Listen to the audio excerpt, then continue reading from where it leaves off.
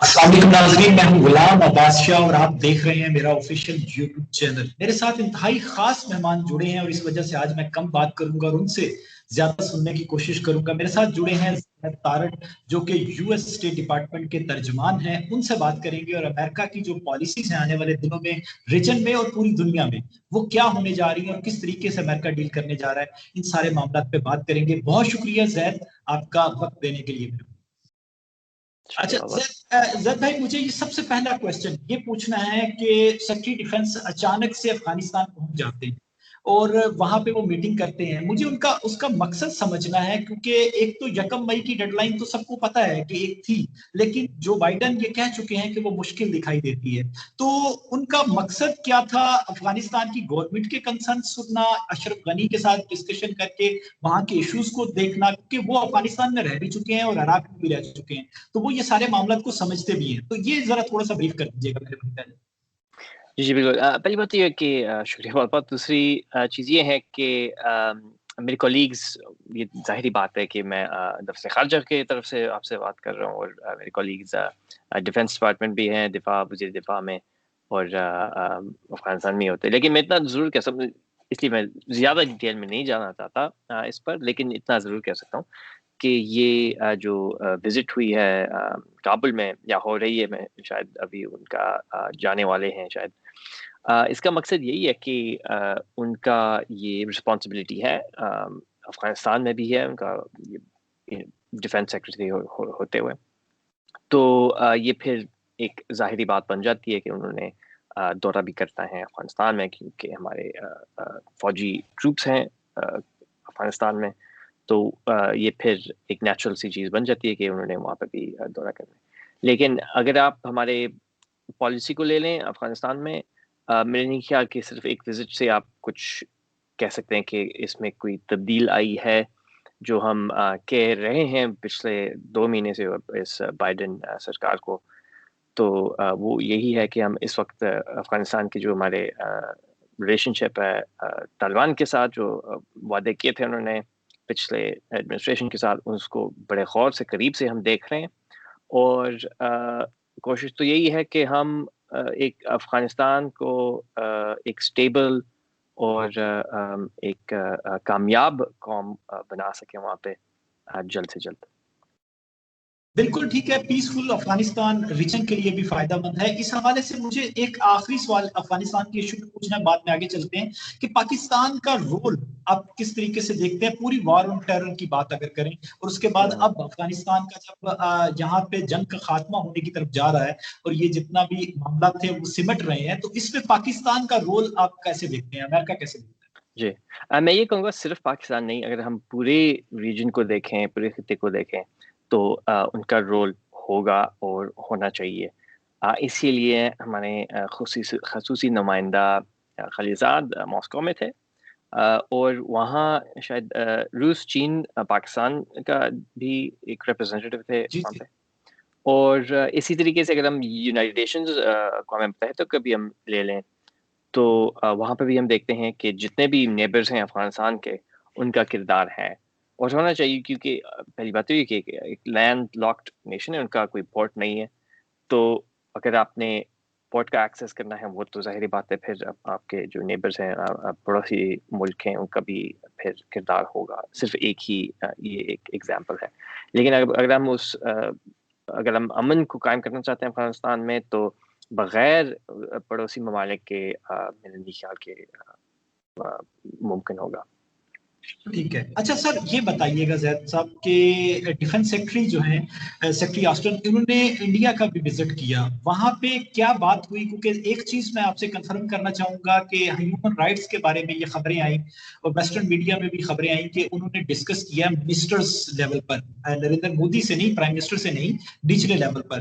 तो ये चीज बताइएगा। और S4 का जो एग्रीमेंट था, अब लग कैसा रहा है, जो सेक्रेटरी डिफेंस की बातचीत है कि वो भारत उससे पीछे हट गया है, तो इस हवाले से जी, क्या बातचीत हुई? तो हाँ, S-400 का बहुत काफ़ी वाज़ेह तौर पर हमारे सेक्रेटरी डिफेंस लॉयड ऑस्टिन ने एक सवाल का जवाब दिया।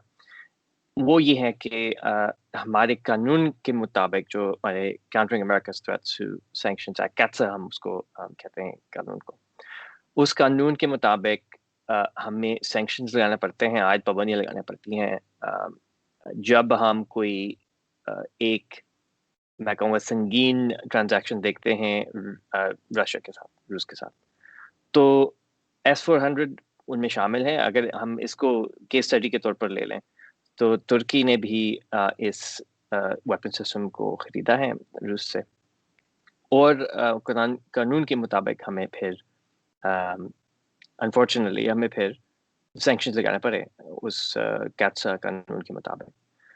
اور میرے خیال اس وقت جہاں تک میں سمجھتا ہوں یہ S-400 کا معاملہ انڈیا میں شاید صرف بات چیت کا ہے. انہوں نے کوئی پلان نہیں بنایا، پکا پلان نہیں ہے ان کا اس ویپن سسٹم کو خریدنے میں.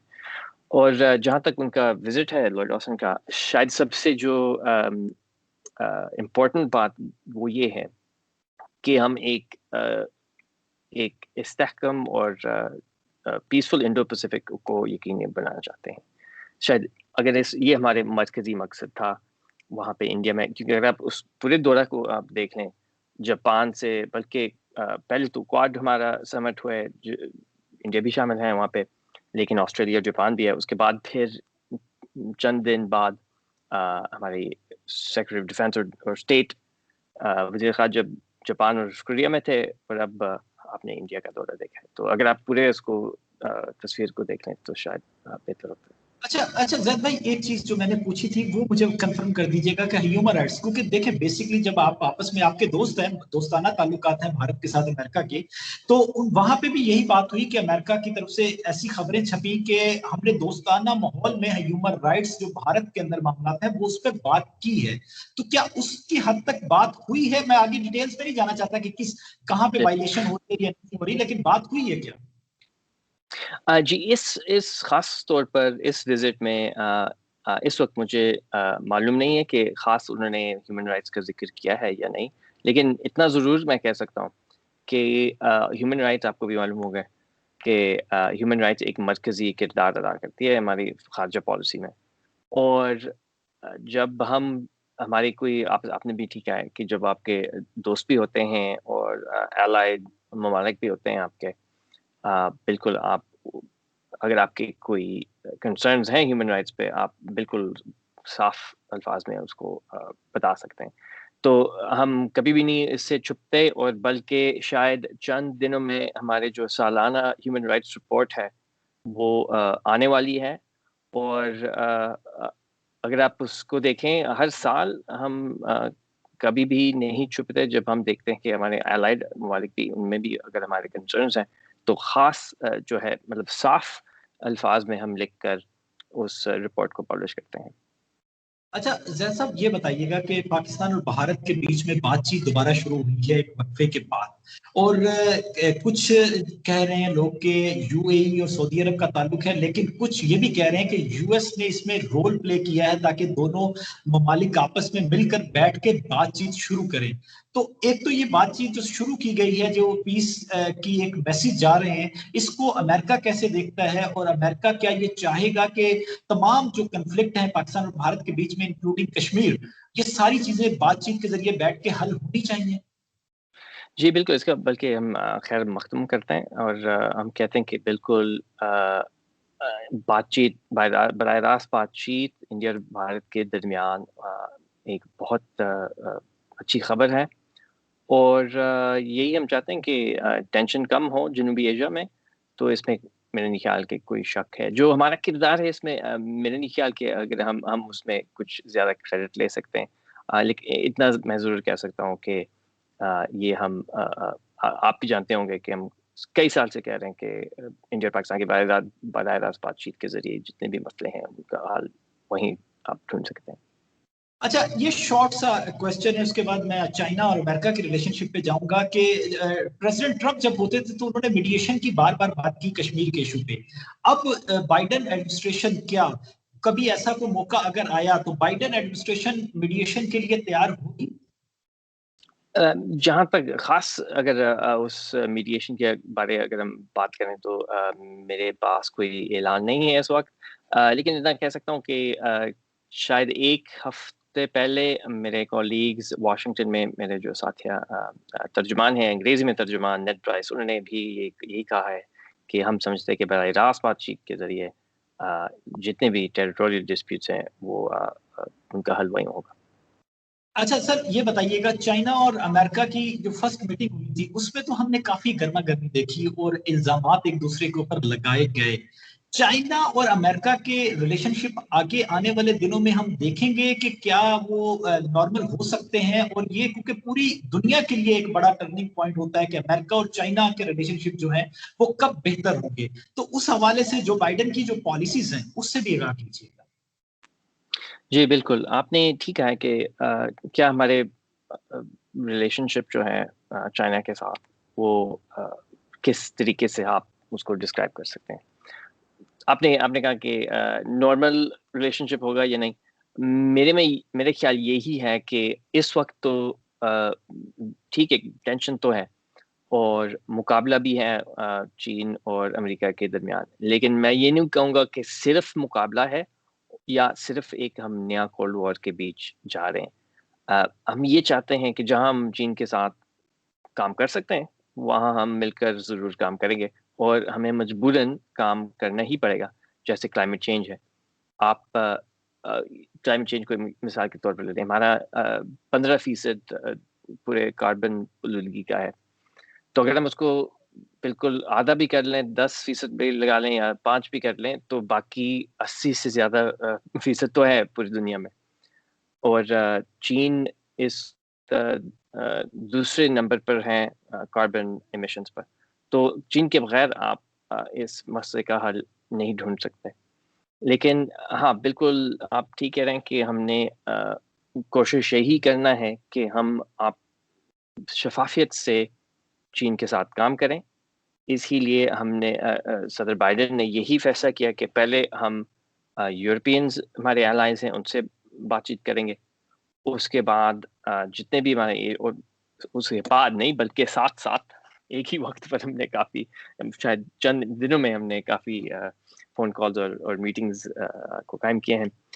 اسی وقت یورپ، ایشیا، جتنے بھی ہمارے الائز ہیں ان کے ساتھ مل کر بات چیت کر کے فیصلہ بنا کر ایک اسٹریٹجی پلان بنا کر پھر ہم نے الاسکا میں بات چیت کی ہے چین کے ساتھ۔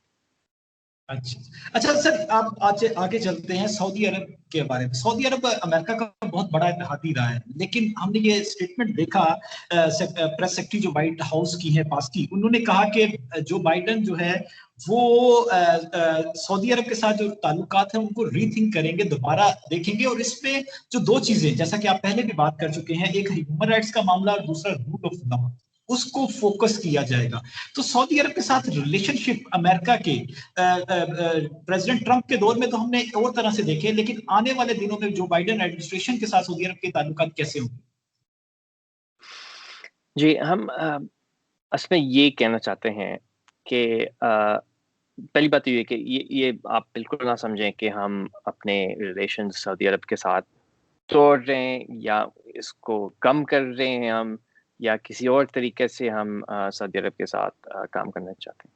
صرف یہ ہے کہ ہم صاف الفاظوں میں اور شفافیت کے ساتھ کہنا چاہتے ہیں کہ بالکل ہمارے ڈس ایگریمنٹس بھی ہیں، اور جہاں تک انسانی حقوق ہیں بالکل ہمارے وہاں پہ بھی ڈفرینسز ہیں، اور ہم صرف یہ کہنا چاہتے ہیں کہ جہاں ہم دیکھ رہے ہیں کہ جو باتیں ہمیں ٹھیک نہیں لگ رہے ان کو ہم نے شفافیت کے ساتھ بات چیت کرنی ہے، صرف سعودی عرب کے ساتھ نہیں بلکہ ہمارے الائز کے ساتھ، جہاں ہم دیکھ رہے ہیں کہ جو جس راستے پر شاید سعودی عرب کا جو سرکار ہے انہوں نے کئی فیصلے لیے ہیں خاص طور پر بنیادی انسانی حقوق کے بارے میں، وہ ہمیں ٹھیک نہیں لگ رہے، اور وہ ہم کافی صاف الفاظ میں ان کو واضح طور پر اعلان کر رہے ہیں۔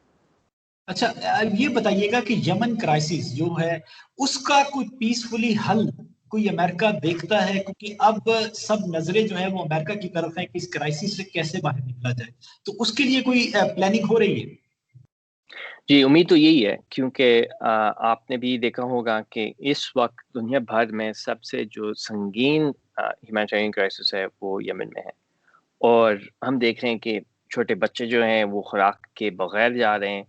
انتہائی پریشان کن کی بات ہے یمن میں اس وقت. تو ہم نہیں سمجھتے کہ آپ طاقت اور لڑائی اور جنگ اور فوجوں کے ذریعے اس مسئلے کا حل ڈھونڈ سکتے ہیں. کئی سال سے یہ جنگ جاری ہے یمن میں. اسی لیے سر بائیڈن نے یہ فیصلہ لیا. پہلے ان کے جو شاید چند گھنٹوں میں ان کا آنے میں دفتر میں آنے میں انہوں نے یہ فیصلہ لیا کہ ہم نے جو ہمارے آفینسو آپریشنز ہیں، سرکاری جو فوجی آپریشنز ہیں یمن میں، اس کو روک دیا ہم نے، اور ہم نے اقوام متحدہ کے ساتھ مل کر اس مسئلے کا حل ڈھونڈنے کی کوشش میں ہیں، پوری کوشش میں. اسی وقت ہم ہیومینیٹیرین اسسٹنس کو بھی بڑھا رہے ہیں تاکہ جو صورتحال ہیں اس کو تھوڑا سا بہتر بنا سکیں فوراً، اور مستقبل میں اس مسئلے کا حل بھی ہم ڈھونڈ سکیں جلد سے جلد. اچھا سر، کرونا وائرس کووڈ-19 ایک پوری دنیا میں اس وبا کی وجہ سے پوری دنیا میں ہے. امریکہ اس حوالے سے کیا کر رہا ہے کہ پوری دنیا کے جو خاص کر چھوٹے ممالک ہیں، جو انڈر ڈیولپ کنٹریز ہیں، ان کو اسسٹنٹس بھی چاہیے، ان کو سپورٹ بھی چاہیے، ویکسین کا معاملہ ہو یا باقی معاملات ہو، کیونکہ ایک انسانی کرائسس بنتا جا رہا ہے. لوگ لاک ڈاؤن کی وجہ سے گھروں پہ رہ کر فاقہ کشی پر آ گئے ہیں. تو اس حوالے سے امریکہ کی کیا پلاننگ ہے؟ جی بالکل، آپ نے ٹھیک کہا ہے. بلکہ یہ صدر بائیڈن سرکار کا شاید ہمارے خارجہ پالیسی میں سے سر فہرست ہے یہ پرائیورٹی میں. تو ہم یہ سمجھتے ہیں کہ اگر آپ نے کووڈ-19 کو قابو میں نہیں رکھا تو آپ مستقبل میں یہی آپ دیکھیں گے کہ اور بھی میوٹیشنز آئیں گے، اور اس مہاماری سے، جو اس وبا سے نپٹنے کے لیے آپ کو اور بھی مزید بھی کام کرنا پڑے گا. تو بہتر یہی ہے کہ ہم پوری دنیا میں مل کر اس کووڈ-19 کا مقابلہ کریں، اس کا سامنا کریں. اسی لیے صدر بائیڈن نے $2 بلین رکھے ہیں یہ کوویکس پروگرام کے لیے، جہاں ہم دیکھ رہے ہیں کہ UN اور WHO اور گیوی کے ذریعے ہم پوری دنیا میں ویکسینز کو بانٹنے کی کوشش میں ہیں. اور اس 2 بلین کے بھی مزید ہم نے اور بھی 2 بلین رکھے ہیں سائڈ پر، جو کہ سال کے اندر اندر ہم امید کرتے ہیں کہ ہم اس کو بھی ڈال سکیں. ہم اصل میں کوشش ہماری یہی ہے کہ اس کو میچنگ کریں تاکہ اور دنیا بھر میں اور بھی جتنے بھی خاص طور پہ امیر ممالک ہیں وہ بھی زیادہ کوویکس پروگرام کو ویکسینز دیں. اور یہ بھی ہم کوشش کر رہے ہیں کہ جو ہمارے شروع میں ہمارے پڑوسی ممالک جو ہیں میکسیکو اور کینیڈا، ان کو بھی ہم ویکسینز بانٹ رہے ہیں. اور ہماری پارٹنرشپ انڈیا کے ساتھ بھی ہے کوڈ کے ذریعے، تاکہ ہم ایشیا میں بھی جتنے بھی جانسن اینڈ جانسن کے جو ویکسین ہیں وہ بھی بانٹ سکیں ہم. ٹھیک ہے. اچھا، آخری سوال سر، لاسٹ سوال. جی جو بائیڈن ایڈمنسٹریشن کا کوئی اہم وزٹ مستقبل قریب میں پاکستان پہ بھی ہو سکتا ہے؟ سیکرٹری ڈیفنس بھارت تو آ گیا ہے، افغانستان بھی آ گیا ہے. نارمل روٹین یہ ہوتی تھی کہ پاکستان، افغانستان، بھارت، یہ تینوں دیشوں میں وزٹ ہوتا تھا. اس دفعہ پاکستان نہیں آئے. تو آنے ان فیوچر ہم یہ دیکھ سکتے ہیں کہ پاکستان امریکہ کا بڑا قریبی الائے ہے، تو پاکستان کا بھی کوئی ایسا وزٹ ہوگا؟ کیونکہ زلمے خلیجزاد تو آتے ہیں، ملتے ہیں اور بات بھی کرتے ہیں. کوئی ہائی آفیشل وزٹ؟ اس وقت تو میرے پاس کوئی اعلان نہیں ہے، لیکن اتنا میں ضرور کہہ سکتا ہوں کہ صرف آپ نہیں بلکہ جتنے بھی ہماری الائز ہیں وہ یہی ہم سے پوچھتے ہیں کہ آپ کے سیکرٹری آف اسٹیٹ وہ دورہ کب کر رہے ہیں، صدر بائیڈن کب آئیں گے اور کہاں آئیں گے. تو پلان تو یہی ہے کہ مستقبل میں ہم ٹریول کر سکیں، لیکن اس وقت کووڈ-19 کی وجہ سے، اس پریشر کی وجہ سے ہمیں ایسے فیصلے لینے پڑ رہے ہیں کہ ہمیں کم ٹریول کرنی پڑتی ہے اس وقت. بہت شکریہ زید طاہر صاحب، یو ایس اسٹیٹ ڈپارٹمنٹ کے ترجمان تھے. ناظرین، ہمارے ساتھ آپ نے ان کی گفتگو سنی، اور صرف مقصد یہی تھا کہ امریکہ کی جو پالیسیز ہیں وہ ہمارے لوگ جو ہیں وہ سمجھ سکیں کہ وہ دنیا میں ان کی آنے والے دنوں میں پالیسیز کیا ہوں گی. فی الوقت کے لیے اجازت دیجیے، اگلی ویڈیو کے ساتھ دوبارہ حاضر ہوں گا. اللہ نگہبان.